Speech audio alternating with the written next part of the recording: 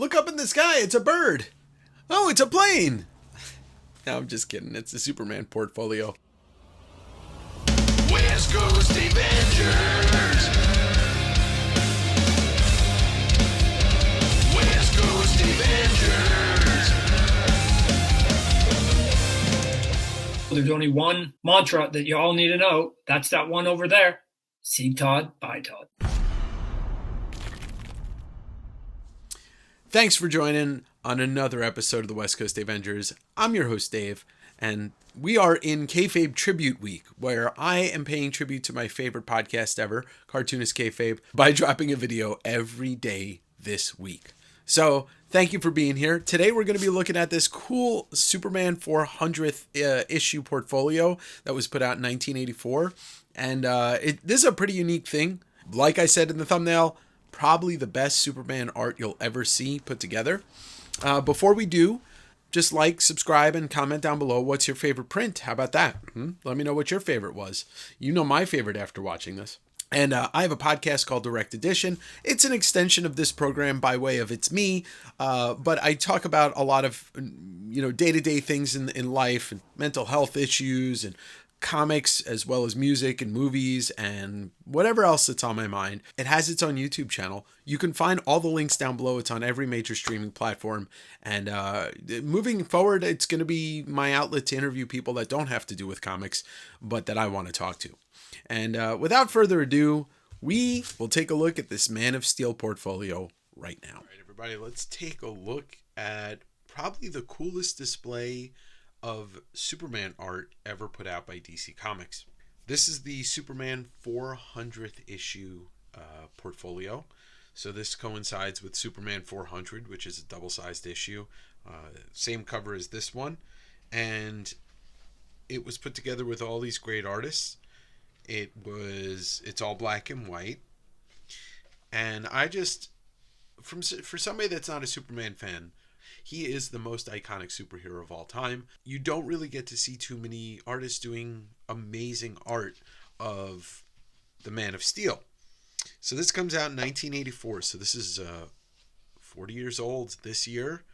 And we're going to take a look at this. I believe it's 18 plates, 18 prints. And what I'll do here is we'll do the left side first, and then we'll go to the right side. So we're going to start off with Walt Simonson, classic artist, and somebody that you could see inspired so many artists after him. One of the biggest ones that comes to mind is Eric Larson. But we have a classic Superman pose with all of his friends carrying him, parading him around on the Superman symbol. His disguise down here is no longer on. And just a fun one, kind of a really cheerful one. I like how there's the panel of outer space where he comes from, and the panel where he lives, Earth, the Fortress of Solitude. And you got Batman, and you got some other friends, Supergirl, and that looks like Lex and Mr. Mixoplix, Golden Age Superman, or maybe that's Bizarro, but that's a fun one. Leonard Starr, I know he's a classic cartoonist, and I'm a bad comics person for not knowing these characters, so forgive me, friends. But that's Leonard Starr, Leaping Lizards. We're sure looking forward to the next 400 issues. Annie and Leonard Starr. Oh, that's Annie. Oh, whatever. Don't judge me. Mike Grell, Mr. Warlord himself, Mr. Green Arrow. That's a great one. I'm not sure the face. I don't know. This has got to be somebody's face. This is he's pulling from somebody. But this is really cool. Like the way that the old Superman symbol's up here. Just a little bit different. Can't go wrong with Jack Davis. Jack Davis, EC Mad. If you saw an ad in a comic book or in a magazine promoting a product sometime in the 60s, 70s, 80s, or early 90s, it was Jack Davis. So just a fun one of him getting stuck in the telephone booth while changing and destroying it while the old lady, Ma Bell, waits. I'm like, Ma Bell, I got the ill communication. Ooh, Will Eisner. First of all, Will Eisner's block lettering, and I think this was his, I could be wrong once again, but this block lettering is something that he invented, and everybody never did it as good as he did. You know, he had all the Spirit comics look like that too. And speaking of the Spirit's right there. But just iconic, completely iconic. I always thought it was funny that I thought Will Eisner had something to do with Disney, but this is just such an iconic piece. Ooh, another veteran of the Superman world, John Byrne. John Byrne takes over Superman, Man of Steel when it comes out, the miniseries, and then he continues on with the regular Superman title for, I don't know, a couple years. Lots of issues. Photo background, which is interesting because the photo background's horizontal. It's probably New York.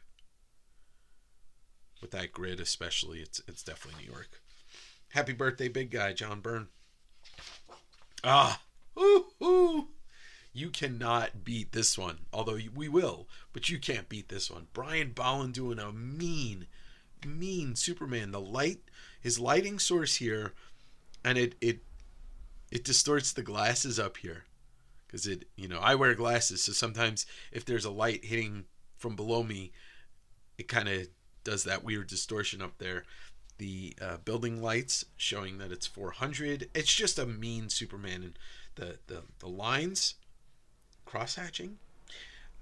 It's Brian Bolland, and we don't get to see enough Brian Bolland pen and ink, black and white stuff. This is probably just before he got into the digital art. But oh my God, look at the amount of detail on with the lights. Which is funny because people will talk about, I think it's like people do talk about Byrne doing buildings, because if you remember the Spider-Man cover he did, but this is just such badass. This is badassery right here. If Brian Bolland did a Superman book, like a whole Superman book, like a Killing Joke Superman book, one shot, I'd read it. Oh, the King. The King. Jack Kirby and Terry Austin. Not my favorite Kirby inker, but you got the Kirby fist right here. You got the Kirby crackle all over. So I mean, this is classic Kirby right here. You know what? Austin did a pretty good job in him. Not bad at all. All right, so that's that side. All right, so we're gonna start here with another classic Jim Steranko piece. And this is, Steranko models most of his faces after what he looked like when he was younger. Good looking guy. I don't blame him. This is classic. This shows everything that you want. This is the most American Superman piece that's ever been created, now that I think about it. He's clutching the American flag. You got a bald eagle up here. The Capitol building, the Lincoln Memorial, and a fucking space shuttle. Jim Steranko. Classic. This is just kind of, like perfect. See, okay. If somebody's going to bring the weird, it's going to be Steve Ditko. This is such a weird one. It's like you got these like ogre gangster looking motherfuckers over here, and you got Archie and you got the American people here, and it's kind of like Superman walks that fine line in between being truth, justice in the American way, but also having to deal with the ugly society, or whatever it is. But he's breaking the chains. Actually, I bet you all of this is symbology. All of it is symbolic for Ditko. I actually kind of dig it. Terry Austin. Actually, this is a different feel to pretty much everything else we've seen. More cartoonish.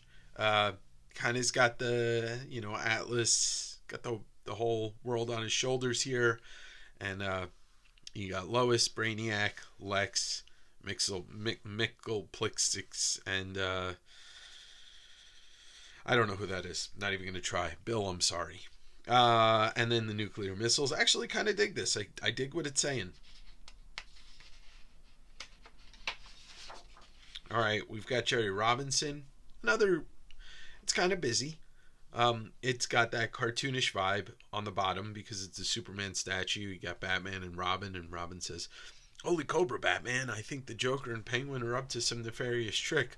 But what's cool here is it's kind of like this almost feels like it should have been done by Jack Davis because it's got all these celebrity personalities here. You got Michael Jackson, you got Woody Allen, looks like Richard Nixon there, the Joker, there's Clark Kent, maybe that's Tom Brokaw, Ed Koch, who was the mayor of New York City at the time because they're in New York. So this is a New York piece. Yeah, because you can see the ORK. Wonder Woman. Ronald Reagan's over here. So this is an interesting one by Jerry Robinson. All right, now this one, obviously, if anybody's going to do the most abstract, amazing, only like really, it's such an interesting thing. It's Bill Sienkiewicz, right? Okay, so Bill Sienkiewicz is doing something that nobody else is doing. You've got, two lines, the cape and the symbol. That's how you know it's Superman. Otherwise, what is this? This is just an abstract piece without the Superman symbol. I love it. Sienkiewicz is my guy, and I'd love to see the original and what size this was. All right, not a thing I would have thought I'd ever have seen in my life, but Mobius doing Superman, it's perfect. It's absolutely perfect. It's got the Mobius lines. It's got the Mobius, the little ticks and the shading. It's perfect.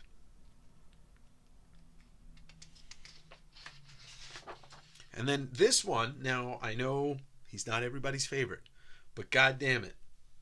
It's a compliment to Sienkiewicz. We got Frank Miller here.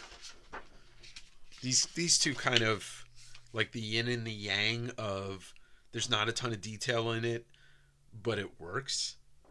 I mean, I guess there's some detail in there, but it's not like Mobius detail. But Frank Miller doing Superman, and this would lead to actually he did a Superman series a couple years ago with John Romita Jr. I never read it.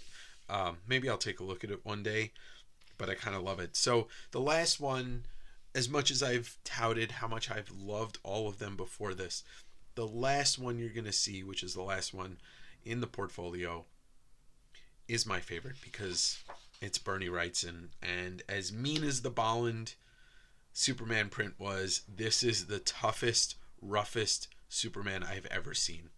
I mean, it's due to, his shading and the way that he does his lines, but I mean, just look at the forehead. He's angry. He's busting through a wall. This conveys so much to me, so much physicality, and whatever he's going to do after busting through this wall, it's not going to be good. Somebody's getting really fucked up. But that's Bernie Wrightson doing Superman. This is kind of a legendary print and a legendary piece from Bernie. I think it's the one I've seen the most of from this portfolio, but I've always enjoyed this, and I'm stoked to finally see this in person. So I bought this on my Canada trip, thinking that maybe I would sell it. Now I kind of want to keep it. There's not a lot of Superman stuff that speaks to me. There's a couple of books that I really like. Red Sun, For All Seasons, All-Star Superman, and Birthright. But this portfolio, I really, really enjoyed looking at it. So I hope you enjoyed it too. And thanks for watching. And I'll see you soon on the West Coast Avenger. Wasn't that amazing, everybody? That was absolutely awesome. I'm really glad that I picked this portfolio up. I was familiar with most of the art that was in here when I bought it, but I had never seen it in its print form like this. So I hope you really enjoyed that. I'm looking forward to bringing you some more videos like this, but only if y'all like it.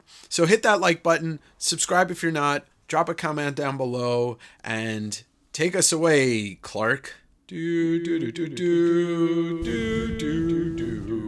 Do do do do do. Ha ha ha. By dropping a video every day this morning.